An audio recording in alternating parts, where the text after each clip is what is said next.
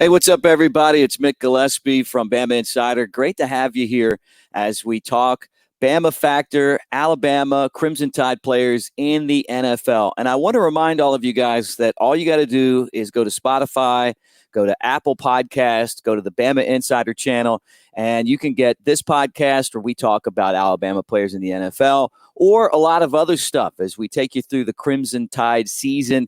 Alabama currently ranked number 1 in the standings, but when you look at the NFL, there always seems to be an Alabama player on each and every roster. So again, 5-star rating, we really appreciate it, and download the podcast and enjoy.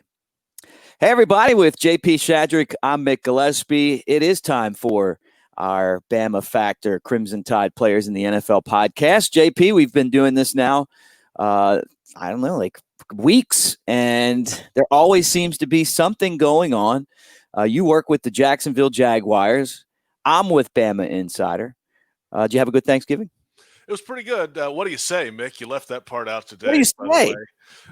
Yeah, great Thanksgiving. Unfortunately, the Jaguars' losing skid continues now, 10 in a row, and it's a struggle. The Jags have fired the GM after last Sunday's game, so change is on the horizon. 5 games to go now in the NFL season, and it's about getting those young guys some reps, getting them better, and see if they can steal a win or two down the stretch here. It's going to be tough, though, with most of these teams competing for a playoff spot the Jags are facing off against. Yeah, no doubt. I got to tell you the background on that. What do you say? My grandfather used to use that expression. You know, he'd answer the phone. My dad, my uncle, like everybody would say, what do you say? You know, so I've incorporated it into what I do, and including baseball. I think people think that I stole that from the Cubs song, Go Cubs Go, from my work with the Smokies and the Cubs, right? Because if the Cubs win, they play this song, Go Cubs Go, written by Steve Goodman, who was a big Cubs fan. And it plays at the end of every home win, right? And it's like, what do you say? Cubs are going to win today. I didn't get it from that. But the answer is if you were to call my grandfather and get him first, what do you say? The counter to that is ain't got no say. Yeah, just for a FYI for you. Thank you, Mick. Yeah. Well, you know, Thanksgiving's out of the way. That means Christmas is here. I got my Christmas tree behind me, and we can start talking more football. And I guess the guy that we really have to begin with, Alabama players in the NFL, is the guy who's having the most success of any Alabama player in the NFL. And the Crimson Tide have supplied the NFL with a bunch of running backs. You know, Damian Harris, we've seen him go off for the Patriots time to time. Josh Jacobs has had, 2 really good years with the Raiders. You start going down the line, and there's Mark Ingram has finally gotten back on the field, and then, had to deal with COVID with the Ravens, but he's a former Heisman Trophy winner. But it's been Derrick Henry who has just been about unstoppable. I mean, he's like old school running back, Earl Campbell type guy. They just feed him the football, and he just keeps on getting better and better. And last week it was him leading the Titans over their Achilles heel and the Colts to a big win. And all of a sudden the Titans, remember, they got 1 game from the Super Bowl last year because of Derrick Henry. They're picking up some momentum. No doubt about it. And they're relying on Derrick Henry as the bulk of the offense. And as we've said on this podcast before, when they have Henry running and can throw off of that, they can be really dangerous. That win over the Colts gave them first place in the AFC South. They have control of the division heading into December, and they've got a favorable schedule the next couple of weeks as well. So you think the Titans could make a little hay here in the next couple of weeks and get things done in the AFC South. Henry leads the league in rush attempts and rushing yards, and he's second in the league in rushing touchdowns behind Dalvin Cook. He has 12. Cook has 13. The Jaguars get Dalvin Cook this week, by the way. And, he's on pace for an unbelievable season. The franchise record for rushing yards is 2006 by Chris Johnson back in 2009. He'd really have to put some things together down the stretch, but do you doubt it? I mean, he has the ability to break away those big runs, as we know, and pile up the big yardage. Last week he had 178 yards and 3 touchdowns in that win over the Colts. So, he's on pace for an unreal season. You got to, and also think about too the Titans' rushing history. The Oilers go into their history as well. That history came over from Houston. So Earl Campbell has the second and third best seasons. Eddie George's best season rushing with Tennessee was 1,509 yards, and he's already about to surpass that again. Of course, last year he had a big season, over 1,500 yards in Derrick Henry. So with the way the Titans are playing right now and the way the schedule the next couple of weeks cranks up, and they do have a game late in the year at Green Bay, which could be bad weather, you think Derrick Henry's going to get the football a lot. And I don't think that's a bad strategy, Mick. No. We just got through the Iron Bowl last week, and you go back through all these Iron Bowls this year. Obviously, was Devontae Smith and him taking over the game. We've seen Julio have a big Iron Bowl. Amari Cooper. I mean, it seems like every year someone has a big Iron Bowl, but one of the biggest was 2015 on the Plains when it was, hey, let's just feed Derrick Henry, and Alabama came from behind. Blake Sims at quarterback. Maybe it was 2000. Maybe 2016. Whatever year it was. With Blake Sims was the quarterback. He just kept feeding the ball to Derrick Henry, and eventually Derrick Henry just wore down Auburn. That's pretty much what happens too in the NFL. It's, feed him, and then in the last quarter or so of action, especially if they have a lead, keep feeding Henry, and then he'll break through a big one or two in a row. And as we always say on here, Mick, get to the little guys outside. He can take it a long way. So that's what they do. That's what he does, and that's what he's done to the entire NFL again this season. He did it last year, and you know what? They made that playoff run, got deep in the playoffs last year. A big reason why was Derrick Henry, and I wouldn't be shocked again if they continue playing like this. I think they're poised for a run. Now, I don't know if they'll be able to top some of the other teams in the AFC, but I think they can make some noise and be a factor come playoff time. Well, Derrick Henry's a throwback in the aspect that, you got to give him the ball, try to get him the ball 30 times.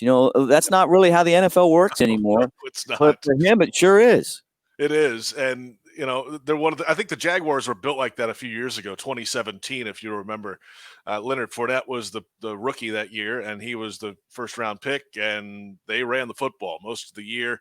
And Leonard was one of the best running backs in the league that season. And that was one of the last teams outside of Tennessee to be built like that. Everybody else is putting out weapons at receiver and throwing the ball around the yard and trying to score points and keep up with these pinball offenses in the NFL. That's where a lot of the league is going. But when it comes down to it, and every personnel person, every coach will say this at the start of every week, especially this time of year, we've got to run the football and stop the run. That's what it comes down to in the NFL, because when you have that lead by 3 touchdowns, you have to be able to run the ball when they know you're going to run it against them. Tennessee can do it better than pretty much anybody in the NFL right now. So if they can stop the run and run the football, you're going to be successful in the NFL. Well, the answer was 2015 Iron Bowl. Ding. 46 carries, 271 yards, Alabama over Auburn down on the Plains. So, yeah, this guy knows about big game running, and you just got to keep feeding him the rock. Let's talk about other guys that were Alabama players. And here comes a guy talking about Marlon Humphrey, who was a legacy. That's right. His dad was Bobby Humphrey, great running back for the Crimson Tide, had an awesome NFL career. And now he's with the Baltimore Ravens. We start with the Ravens because yesterday, the Ravens, who have had their team beset with COVID, played the undefeated Pittsburgh Steelers Wednesday afternoon. That was Wednesday afternoon. Watch the game. I don't mind football at Wednesday afternoon. It's kind of nice, 3:30 Central Time, getting set for an NFL game on a Wednesday. It's funny, it's fun to watch it on a Wednesday or a Tuesday, some different days of the week, but that means there's issues. If you're playing those games on Tuesday and Wednesday, and there'll be a Tuesday game this coming week as well because of the delay of the Ravens Steelers game that was supposed to be on Thanksgiving, nearly played a week later. And to the Ravens' credit, they played tough in that game. Now, Mike Tomlin, the Steelers head coach, after the game said, we played like a JV team. They didn't feel like they played their great game, and They kind of played down a little bit. It was a struggle most of the day for them. But they're 11-0. I mean, they're undefeated now. They're on a run. They have bigger things in mind. So Tomlin, I think, kind of poked them a little bit to stoke the fire down the stretch here for the Steelers. But the Ravens hung in there, even though they didn't have a lot of their players available. Robert Griffin III looked like he hurt a hamstring later in the game and was not able to finish the game. But their defense has a lot of big-time names on it. And Humphrey had 7 tackles in that game Wednesday. A couple of passes defense, 2 forced fumbles. And with those forced fumbles, he now leads the league, Mick, in forced fumbles this year. He has 6 forced fumbles, which is pretty amazing to think about, a defensive back leading the league in that department. So he's all over the place. He's not just going to go cover guys on the outside. He has a couple, 2.5 sacks this year as well. So he's an impact player on this defense. And the matchup this week should be pretty interesting. Yeah, and I was going to say this too. I remember calling his games when I was broadcasting county high football. He played at Hoover, and he was forcing fumbles back then, and there were some good county high teams, and he was a difference maker. And then went to Alabama, and I'd say his biggest play at Alabama was the national championship game onside kick. And you got to figure he had a great career playing for the Crimson Tide, won a championship, feels like a lot of these guys did. And, just kind of tying it back in, his teammate Bradley Bozeman was blocking for Derrick Henry in that Iron Bowl we were talking about. But you turn around and these Bama players are all over the place. And you mentioned that he's going to see someone familiar because there's a quick turnaround to take on the Dallas Cowboys. And he's going to take on one of the best, maybe the best receiver that Alabama's had. And I put him right there with Julio Jones and Calvin Ridley and, Smitty and Waddle and Ruggs. And, you can go through the list, but Amari Cooper, his time at Alabama, well spent, and he's still a great receiver in the NFL. On Thanksgiving, Amari Cooper had 6 catches, 112 yards, and a touchdown. And, he's only scored 3 times this year. And that game on Thursday on Thanksgiving snapped a skid for him, 4 games without a score. We know what's going on in Dallas. There are issues there. The quarterback situation is far from ideal. It is a division that is gettable, though, as we've said before. But Cooper's a big piece of that. Now, will they line up Cooper against Humphrey? That's a big question this week, and that would be a matchup to watch. We'll see if they move Cooper around to get him away from Humphrey at all. That might be the best play considering what Humphrey can do. But I love this matchup. Should be a fun one. Bama on Bama guy outside, Cooper against Humphrey. Sign me up for, I think it's the game's coming up Monday or Tuesday. It's one of the later games this week. Yeah, Dallas is sure falling too. How about their Thanksgiving Day game? I don't know what's worse is that we got to watch them or the Lions play on Thanksgiving. And I know Dallas has had some injuries. I'll be honest, before the Ravens came to Baltimore, Cowboys were my team. growing up, went into the backyard, wanted to be Herschel Walker and Tony Dorsett or Randy White, wanted to be Ed Too Tall Jones and Bill Bates. I used to love these guys. And watching now, just to see them get drummed by Washington like they did on Thanksgiving, this is a time of year where you see a lot of firings. We saw that with the Lions. They cleaned house after their loss. But Dallas is kind of at the beginning of that rebuilding stage, and you got to figure they've got to do something because they have a lot of high-paid guys like Amari Cooper, but they're not winning. They're 3-8. The first place team is 4-7 in that division. So there is hope, but considering all those changes and everything down there, it could be a tough sled down here the last part of the season, the last 5 games or so. Dallas, obviously, and Detroit are the traditional Thanksgiving Day games. That's how it works. And we were complaining about, the bad games and they're not very good teams and all this. Well, 30 million people still watched the Dallas game. It was the highest rated game of the year in the NFL. So I don't think that's going to change anytime soon. Anytime the star is on TV, America's team and the whole deal, people watch, and certainly they'll watch on Thanksgiving. Now, you could argue, too, that it's Thanksgiving football. People will watch whatever is on there. But, hey, people are still watching Dallas because it is a little bit of a soap opera, almost like the the show Dallas back in the old days. A lot of drama going on in Dallas always when they flash to Jerry Jones and get his reaction to touchdowns and do the whole thing. It never ends there. So I don't think they're going away from Dallas on Thanksgiving anytime soon.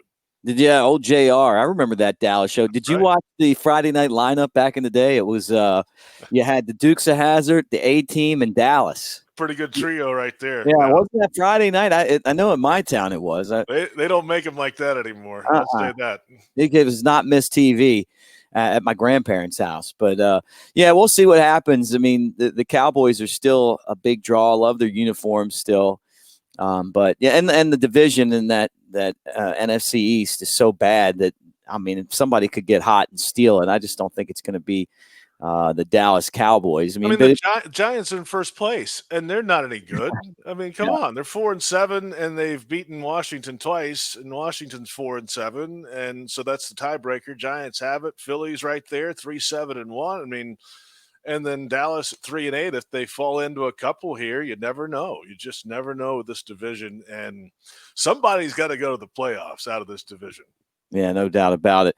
Well, here's another wide receiver that was just amazing at Alabama and now in the NFL, and that's Calvin Ridley. And he's been the go-to guy for the Falcons because Julio Jones is dealing with a shoulder injury.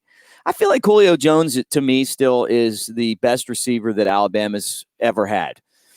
All things considered. And I mean, in heading into the LSU game for Alabama on Saturday, I still go back to Julio's 2009 game against LSU. Bama had a tough time beating them. They had a long losing streak that they snapped in 2008.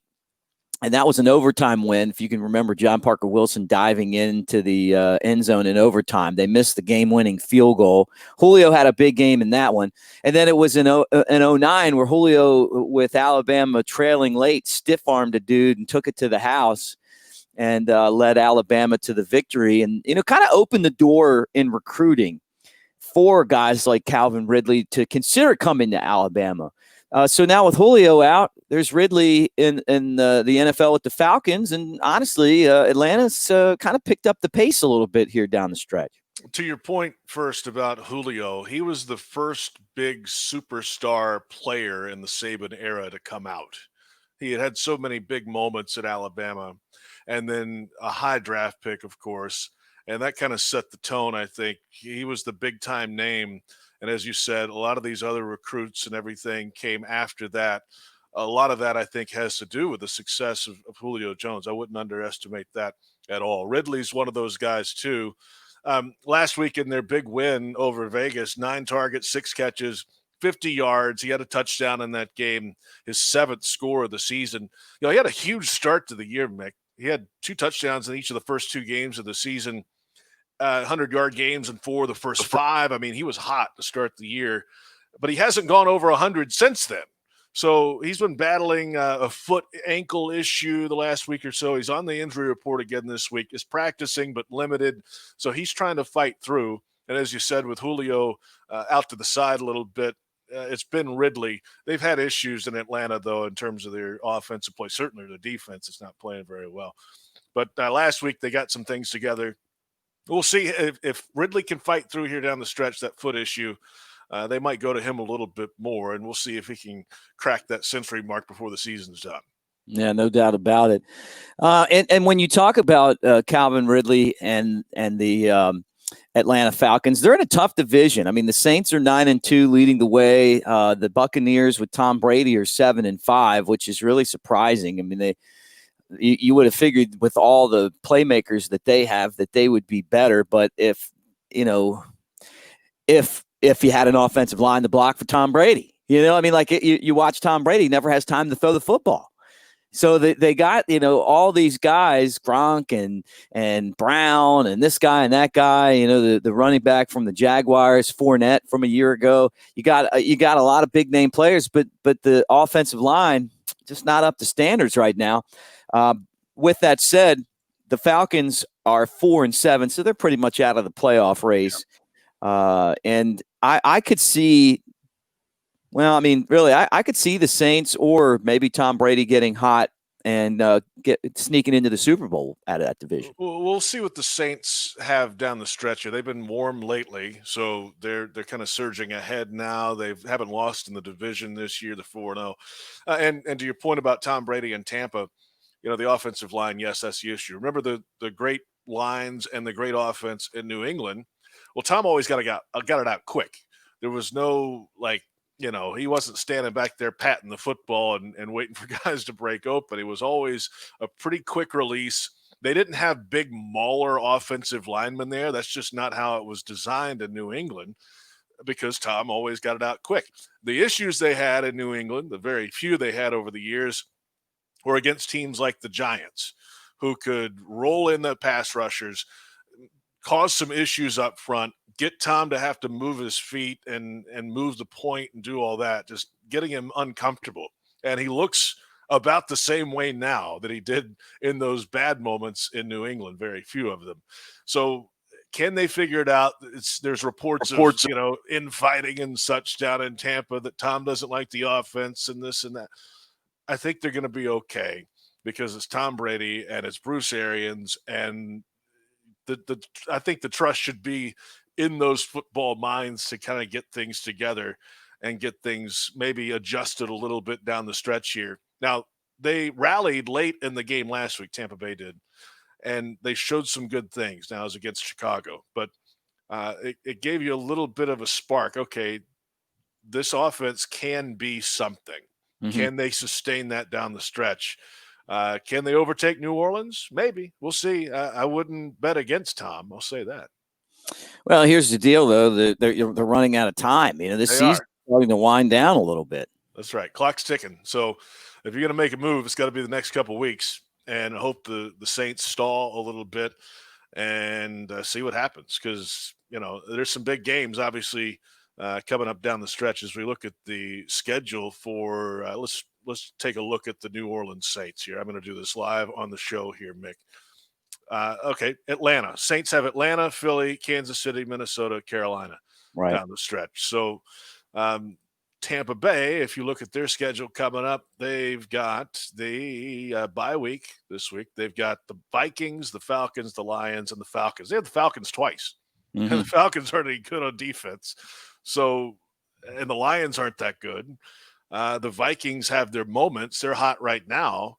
Mm-hmm. So that's a favorable schedule for Brady down the stretch here to get something done and win some football games. Right now, they're the 6th seed in the NFC, and they're looking good because the Vikings are 5-6, and they're the first team out, So this is funny, though. I'm going to go down the standings. You got the Saints are the number 1 seed at 9-2. Yep. Seahawks are 8-3. This is all going into this weekend, right? 8-3 Seahawks second, 8-3 Green Bay is third, 4-7 Giants are fourth, which is crazy, right? 7-4 Rams, 7-5 Tampa Bay, and 6-5 Arizona. That's a top heavy conference, but the competitiveness for the playoff spots is really in the AFC, where you've got the Dolphins and the Colts at 7-4. Holding the 6 and 7 spots, and then the Raiders, the Ravens, and all of a sudden now the Patriots kind of trying to sneak back in there. But the Ravens a game back, and the Patriots 2 games back, which kind of reminds me of where I need to take the final part of the show, and that's the Dolphins. Ryan Fitzpatrick back at quarterback, and Tua injured in practice, hurt his thumb. He got benched last game. Have you heard anything about Tua, and do you think he gets the job back at some point this year? Oh, I think at some point, if he's healthy, sure, they'll put him back out there.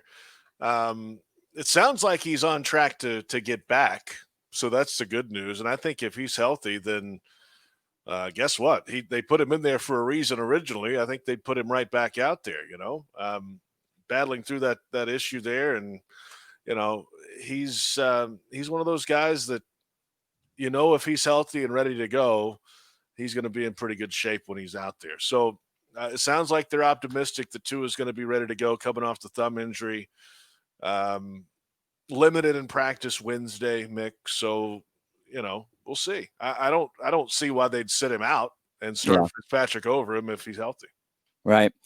We love some Tua, though, around here. Apparently so. We talk about him every week, but Every week. There's a good reason. There's a good reason. Got to bring Tua up. All right, anything to watch before we close up our Bama Factor Crimson Tide players in the NFL podcast for the week? Well, let's take a look at the schedule coming up in Week 13. We mentioned the Falcons and Ridley. They're hosting the Saints on Sunday at 1 o'clock Eastern.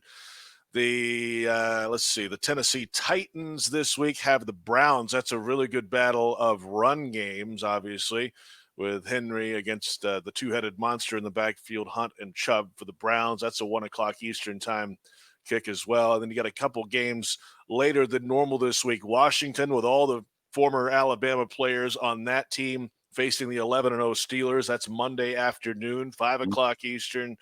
And then a Monday night game, Bills-Niners. And then that Tuesday, Cowboys-Ravens matchup. Let's see if they put Cooper on Humphrey outside. That'll be a fun watch on Tuesday evening. Yep, and we're expecting that Ingram will be back. The Ravens should have Lamar Jackson. So, another kind of an odd date game thanks to COVID, but I got to give the NFL credit that they're trying to get these games in. So they're getting them in. It's tough, but credit to the league. They're finding a way, fighting through it, sometimes without quarterbacks, as was the case in Denver, which is not ideal, but they're making it work so far. This is an important stretch, though, in the next few weeks, I think, to make sure they can get these games in and do it as safe as possible. All right, Bama plays LSU on Saturday. JP, any prediction on that game? Pain. Do you think they deserve it? I mean, don't you think that Ed Orgeron deserves it for all the smack talk? Well, I deserve or not deserve, it's going to be painful for one side, and that side's wearing purple and gold. Yeah. Did you see let me just play this for you. I know this is kind of off the beat here, but before we get out of here, I'm going to play this. This is him last year sealing his fate for this weekend on the center of Alabama's field. Right in the middle of the field. Everybody. We've been waiting for this moment, man. Let's go. Right here in the middle of the damn field. Let's bring it down. Tigers on 3. Hell yeah. Because this is our house from now on. Yes, sir. Tigers on 3. 1, 2, 3. Tigers! Like drunk uncle at the wedding, man. Had too much to drink and felt like Superman at the time, like, hey, congratulations on that win. But every time I watch it, it just makes me laugh because you gotta know what's coming. It's like watching the final lap at Talladega. The big one's coming. Here it comes. Oh, yeah. The big one was 31 players leaving after last season. That's the big one. Oh dear. Yeah.